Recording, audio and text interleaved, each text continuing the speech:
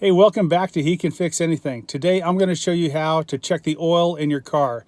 I'm going to be doing this on a 2012 Honda Odyssey, but the principles apply to any car with an engine.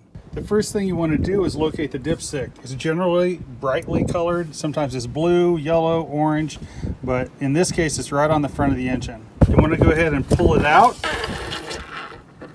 Then take a paper towel or a rag and wipe the oil residue off of it so it's nice and clean. Next, you'll reinsert it all the way. You want to make sure that it goes all the way down in there and then pull it back out and read it. This particular one you can see is very low. It's reading right on the end. The general rule is if your oil line is anywhere within this crosshatch area or between the top and bottom line, you're okay. If it's reached the bottom line or gone below the bottom line, you're going to want to add oil. General rule of thumb is from the top line to the bottom line is 1 quart. So if it's sitting on the bottom line, you can safely add up to 1 quart to the engine. In this case, it was very low, so it looks like I'm probably going to add close to 1.5 quarts to 2 quarts. But my advice when it's not reading on the dipstick, add 1 quart at a time. If you need to add oil, then the next thing you want to do is locate the place to add the oil. In this case, there's a filler cap right here. It's generally going to be either in the front or somewhere on the top of the engine. Now, it is critically important to only add what the manufacturer recommends.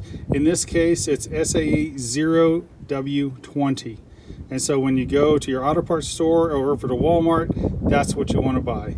In this case also, because it's such a thin oil, I think you can only get it in synthetic. My advice, always buy synthetic. No matter what weight oil your car takes, synthetic doesn't cost that much more, and the quality and the performance is unbelievably better than a regular conventional oil. Next, you'll want to put a funnel down into that hole and add the oil 1 quart at a time. You add 1 quart and then you recheck it. After adding 1 quart of oil, go ahead and put this back in all the way and check it again. All right, looks like I need to add another quart. So you just keep adding oil 1 quart at a time until you get to the top line on your dipstick.